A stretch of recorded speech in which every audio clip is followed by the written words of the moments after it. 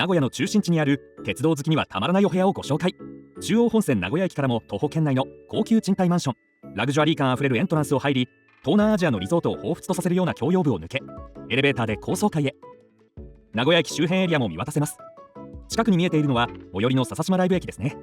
ではお邪魔します。コンロは2口で斜めに配置されているので使いやすそうです。トイレと浴室は別々でちょっとしたデザインが可愛いです。洋室は 9.1 畳と一人暮らしの方にも広々空間。そしてこの眺め、バルコニーもガラス張り。お部屋の中からも電車の往来を眺めることができます。名古屋の、いえ全国の鉄道好きさんにぜひおすすめしたいお部屋です。この動画はいかがでしたか？気になった方はぜひコメントよろしくお願いします。